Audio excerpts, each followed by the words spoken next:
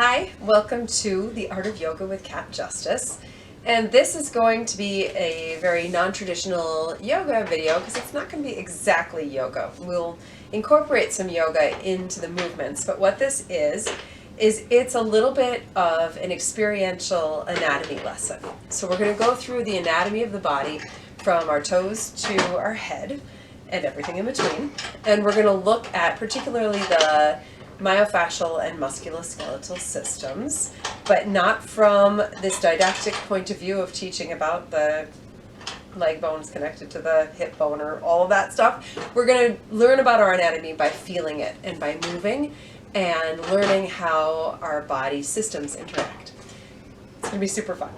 So to start out, we are going to start with our feet and our toes. So you're going to want to come to any comfortable seated position. You can do this sitting in a chair, you can sit up on a bolster, you can sit on the floor, however you're comfortable. But you're going to come to sit into a position where you can see your feet and your toes. And the rest of your body has support, however that works for you. So the first thing we're going to do is we're going to think about all of the things that our feet can do. So the soles of our feet have almost the exact same musculature as our hands. So you see, you can look on YouTube, and find videos of people who were born without arms or without the use of their arms, and they can do amazing things with their feet. They can change babies' diapers, they can play the guitar. I mean, it's incredible. So all of these muscles that we have in our hands, if we really developed them in our feet, we would have incredible articulate feet. But most of us don't have that. So we're going to pretend like we do. So you're going to move your feet, and this is helpful. I don't even have one handy, but if you have a sock or a small washcloth or something like that handy, you're going to put it on the floor and you're going to try and pick it up with your foot. So it's like you're trying to do this little grabbing motion with your foot. And if you're like me and you don't have anything, you just rest back. There might be some children playing upstairs, so we're just going to ignore any bangs unless we hear someone scream, and then I'll pause the video. But we're gonna just for now play with our feet. So you're gonna feel that grabbing motion of your feet. It's really good strength work for all of those little intrinsic muscles that support the arch of your foot. It's really nice stuff to do if you've got any kind of foot pain, plantar fasciitis, any of that not fun stuff. And then we're also gonna look at what our toes can do other than just grabbing. They can also stretch wide. So now you're going to take your toes and you're going to see if you can stretch them wide like the fingers of your hands. And sometimes the toes, when you try and stretch them wide, they do all sorts of funky things. They lift up, they point down, and that's okay. Just kind of noticing what happens when you try and stretch them wide. You can see what happens if you try and lift them up off the floor. Usually we can do that pretty well, or point them down. But you can see, can you lift one at a time? Maybe, maybe not. Imagine like you're playing piano with your toes. People can do it. It's amazing. And then we're just going to gently shake it out. From our feet, we're going to move up to our ankles. So now I want you to take a second and close your eyes and point to your ankle. And then you can open your eyes. So most of the time when people point to their ankle, they point to these kind of big ankle bones, or what we think of as our ankle bones, or malleoli. But if you find that part of your foot and you start to move it around, you're going to realize that those ankle bones don't really move. They're not actually a really important part of the ankle joint, but the ankle joint is actually below those muscles. So if you feel your foot and feel for where is the movement actually happening, there's all of these little muscles that run along kind of under those ankle bones that create the arch of the foot, that create our heel. It's made up of lots of different little joints, different little muscles and bones. And the ankle is actually a very, really important joint for keeping us from falling. So you can just keep moving your ankle around, little circles, just noticing where that movement happens. And maybe you want to take your foot and you can prop it up on your other knee like I do, or kind of if you're in a chair, you can just lift it. And maybe write your name with your foot. You want to do the same thing on the other side, just feeling where the movement happens, feeling that motion below the ankle bones, where the joint of the ankle actually is. And it's a complicated joint. You know, we've got sort of two main muscles that, or two main bones that make up our heel. We've got a whole host of muscles that run, or muscles that go on the top and the bottom, and along the sides, but bones that make up the arches of the feet. You're going to write your name. Other great things to do to keep your ankles strong so that you don't fall. That's good.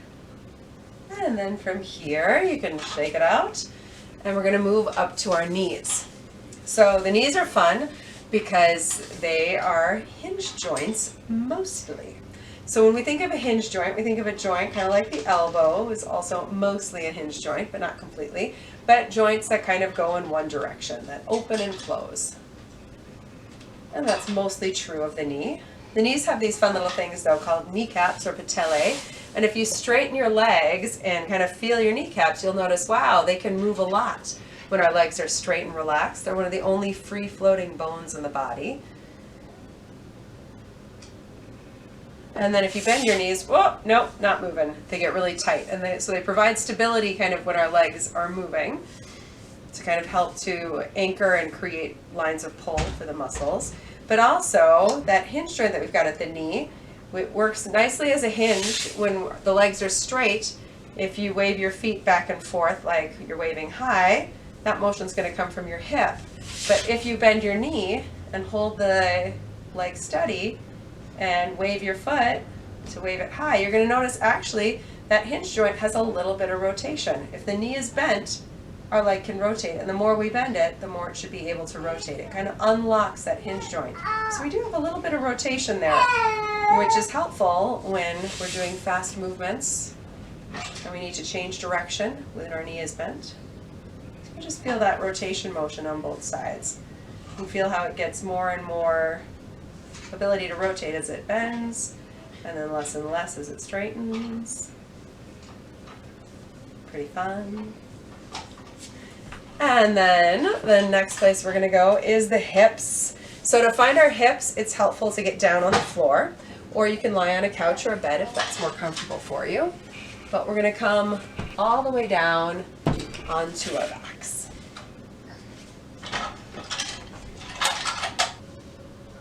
So once you're on your back, the next place we're going to explore is your hips. And the hips are a ball and socket joint. So what this means is that they have a lot of mobility. So we're going to explore the movement possibilities of that ball and socket joint. So we're going to start with some windshield wipers. So you can separate your feet so they're a little wider apart than your hips. And you're going to exhale and just let your knees drop to one side. Inhale as they come back up, and exhale as they go down to the other side. I'm a little too close to my couch here. There we go. So breathing in to come up, breathing out to come down. And you're just going to stay in a comfortable range of motion. But as you do this movement, you're just going to explore that sensation of mobility that the hips have, all of the possibilities for movement. That sense of kind of gliding and sliding that the ball and socket joint can have. And then from here, we're just going to take the movement a little bit more. And now you're going to just take one leg and you're just going to feel kind of that smoothness of motion and those possibilities of movement in all planes. So just taking one leg and just kind of circling the hip around, and you can have, if you need some more support, sometimes tucking your hands under your hips will help give your lower back some support with this movement, or you can just let the arms rest out of the side. You can have the leg up in the air, or for more support too, you can keep your foot on the ground. That can help. You can go ahead, switch sides, take the other leg to just feel that possibility for movement.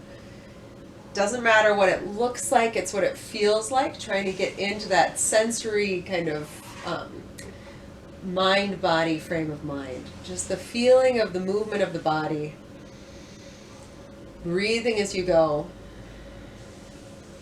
So that's what it feels like with the ball and socket joint when we are what they call an open chain movement, which means that we're holding the pelvis steady and letting, kind of in the ball and socket joint, letting the ball move in the socket. But now we're going to explore closed chain. So now you're going to bring both feet on the floor until they're about hip distance apart. And we're going to just work on bridge pose a little bit in yoga. So you're going to inhale to lift up through the hips, and exhale to roll back down. Vertebra by vertebra, just gently rolling up and down and feeling here. Now the movement is less into that ball and socket joint moving around, but now the movement is more about it's actually more about the spine, but we're moving the hips into this extension position more from moving the socket on the ball of the hip. You can think breathe in to come up and breathe out to come down.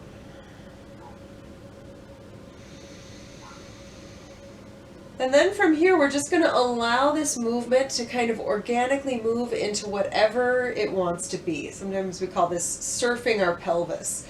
So thinking about the pelvis, about this kind of network of bones that creates that hip joint, creates the socket. The pelvis also meets in front at our pubic symphysis, and it meets in the back at our sacroiliac joint.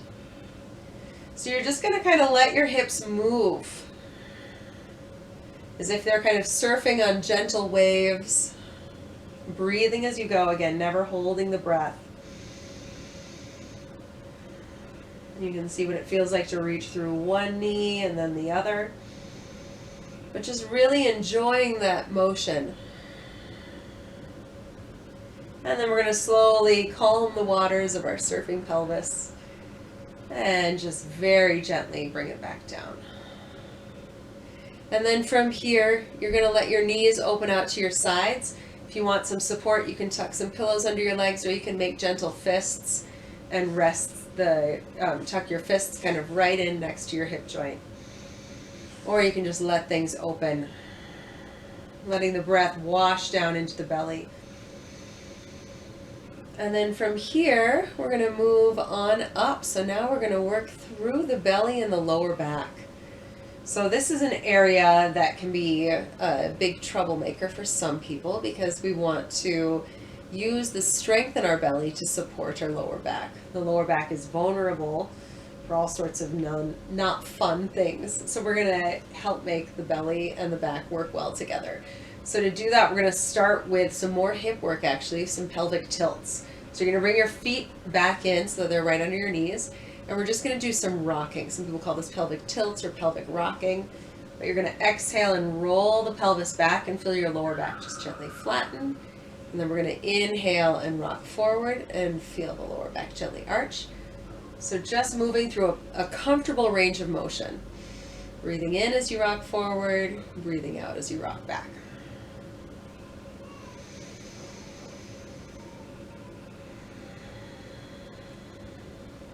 And then from here, as you do this movement, starting to zoom in on kind of your midpoint, where you're halfway between a totally arched back, not a totally flat back, halfway between. We're going to call that the neutral spine. From the neutral spine, we're going to draw some strength into the belly so that we're going to hold our back steady in that neutral zone. If you want, you can tuck your hands under your lower back if that's comfortable on your arms. And just feel, as we do these little movements in the legs, you want to feel that the lower back doesn't move. So it's that drawing in of the belly that's going to help to maintain that neutral spine. So as you exhale, just going to drop one knee out to the side, inhale back up, and exhale, dropping the other knee out to the side. So this is similar to the windshield wiper movement, just from a slightly different position and one leg at a time. But the focus is no longer on the hips. The focus is on creating that strength and support from our belly to support our back so that our back isn't moving. So you want to feel, as you drop the knee out, total stability. Another way to know that you're staying stable is if you take your hands to the pokey bones at the front of your hips. And these bones shouldn't be moving around. They should be fairly still as you do this movement. So it's okay if the movement of the knee is just like an inch or two to one side, and come on back up. If you feel those bones move or the spine start to move, you've gone too far.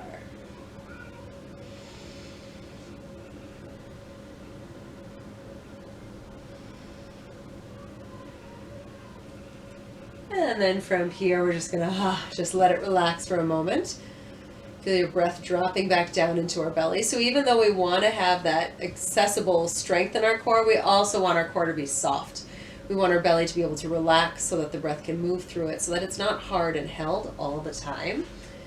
But from here, we're going to gently roll to one side and come on up to hands and knees. And now we're going to work through the thoracic spine and the thoracic cage or the rib cage.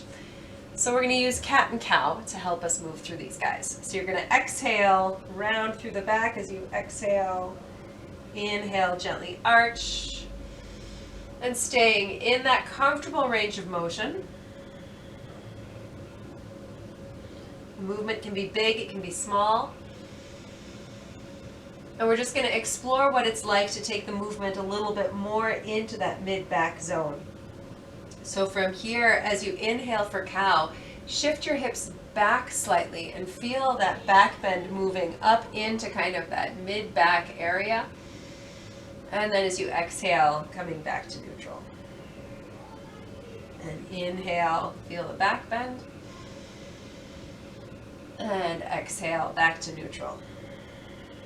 So just feeling how when we shift our hips back, it brings that movement a little higher up the spine into those stiff areas of the mid-back.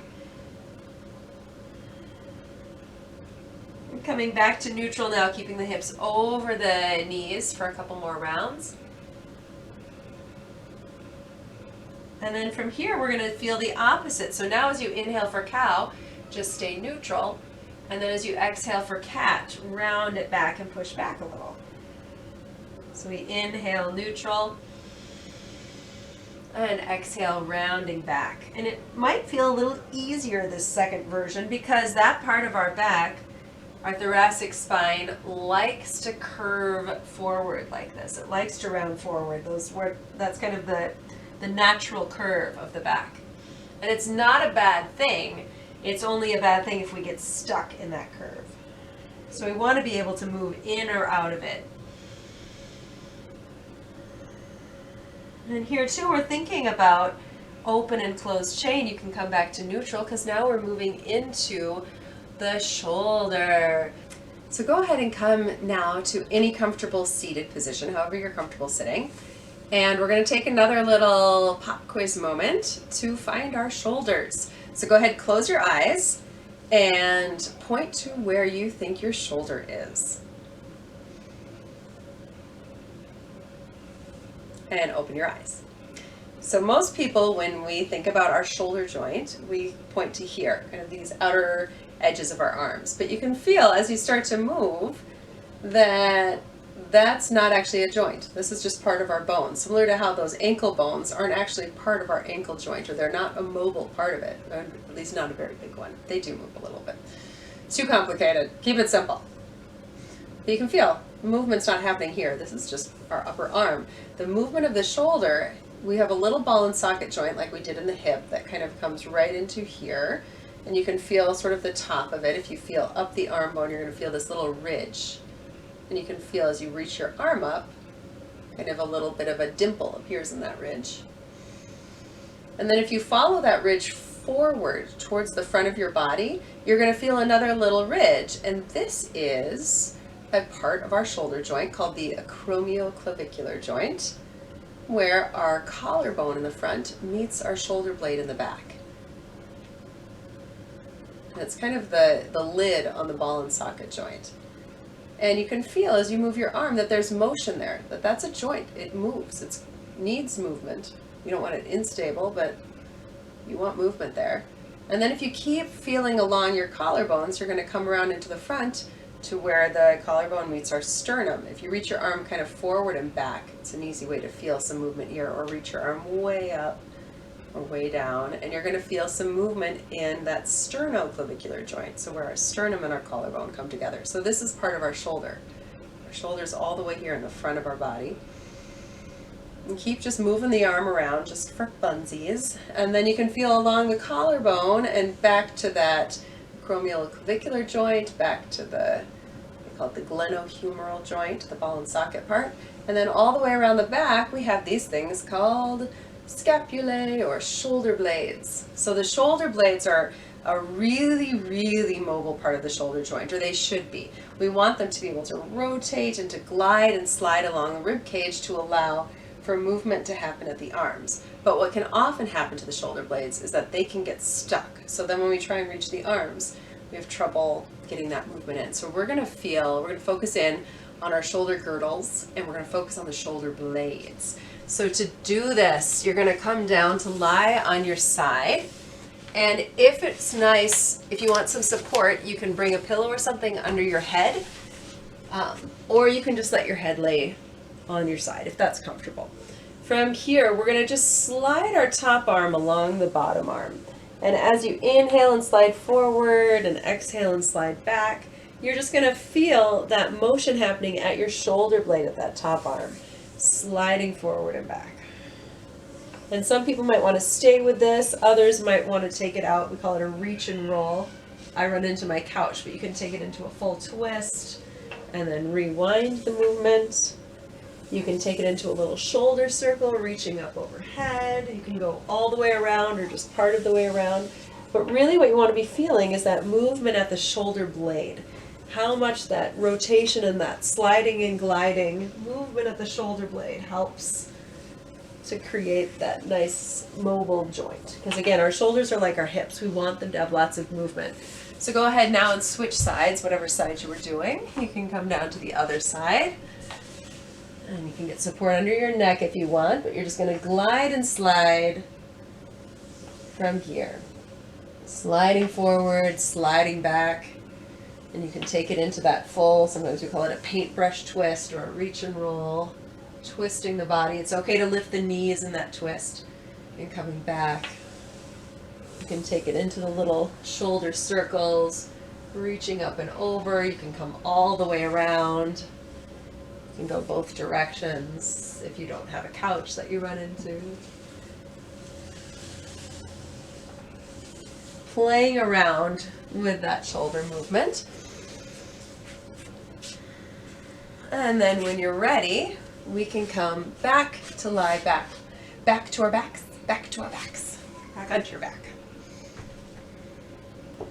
And as you come back onto your back, now we're going to move up from the shoulders into the arms. And we're just going to take a little, like just a minute or so to really just explore arm movement.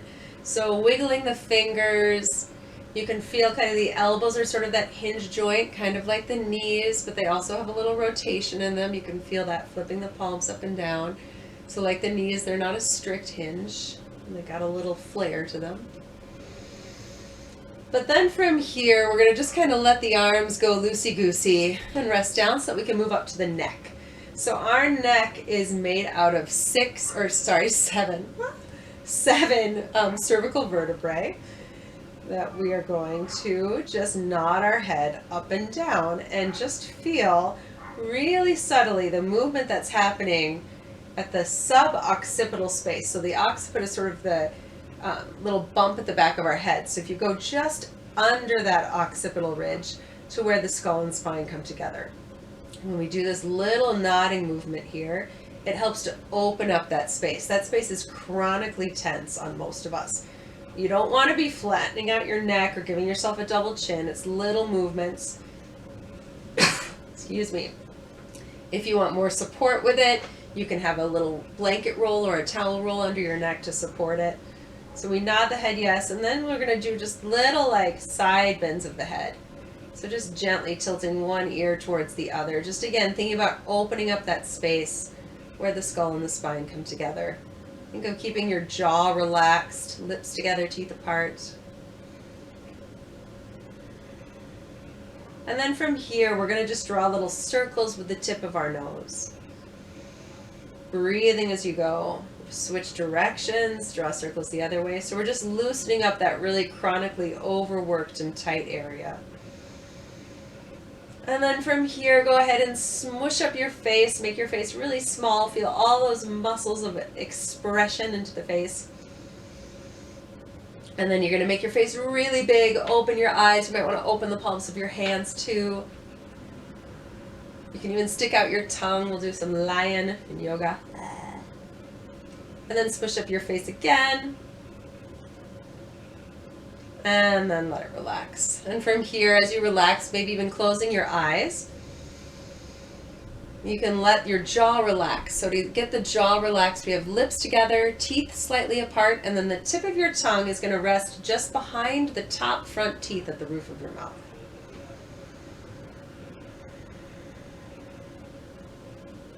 And then from here, You are going to go ahead and straighten the legs out if that's comfortable. And now we're going to kind of just feel the whole body moving together. So we've worked up through our body piece by piece. But now we're going to just do a big stretch, like make a big X shape with your body. And then reach through the right and the left, or sorry, the right leg and the right arm. And the left leg and the left arm. And you can circle the wrist and the ankle, take it a couple times, reaching through each side.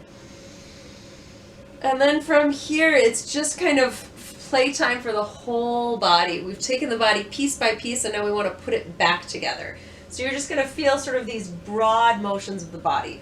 We have this movement that we can extend the body and open by strengthening through the back line of the body. We have this ability to crunch in through our midline, to curl up fetal, to strengthen the front part of the body. So just feeling those two movements, the ability to extend, to open, the ability to draw in, to cradle. So along with that, we also have the ability to side bend our body so we can open through this fascial line at the side of the body, making that little banana shape. You can do that a couple of times. We also have this ability to twist our body. So go ahead and bring your feet on up. You're going to scoot your hips over to the right, just one little scoot to create a little bit more support for your back. As you gently let your knees roll to the left. The knees can be separated or they can be stacked. Your arms can open. You can look to the right or the left, but just feel the body twist and open. Feel free to close the eyes. Feeling that spiraling action. And then to take the other side, go ahead, come on up. First bring your hips back to midline and then over to the left. The knees are going to go to the right. Again, they can be separated or together. If it feels comfortable to look to the left, feel free. And just again, feel your body open through that spiral, through the twist.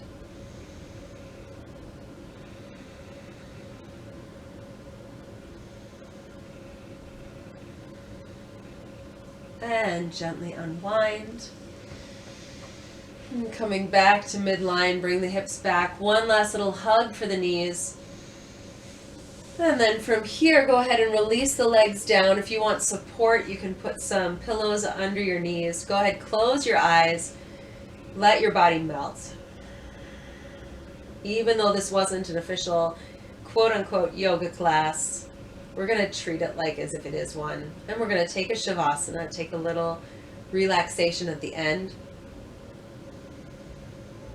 And as you breathe here, again, trying to feel your whole body. Sensing how everything connects, how it's all one piece. As you breathe, maybe seeing if you can sense that feeling of the breath moving through everywhere in the body. On a subtle level, with every inhale, we're kind of pushing and opening, creating pressure through the body. With every exhale, we're gently releasing that pressure, letting go.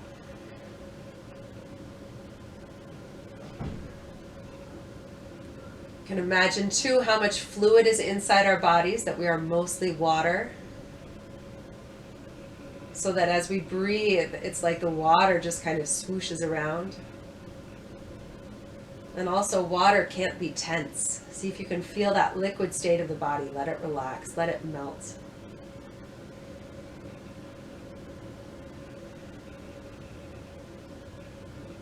We are never just one part, we are always a whole.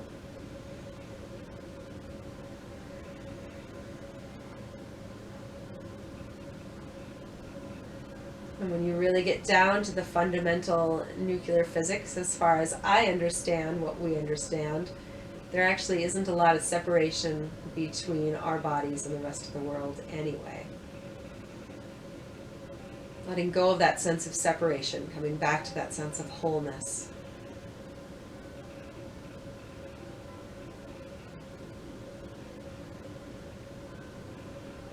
And you can gently wiggle fingers and toes. If you want to stay longer, you can hang out here forever, as long as you want, as long as you can. And as you're ready, just some of those, again, just gentle movements, exploring how the body can move as a whole. When you're ready, gently roll to one side for a couple breaths.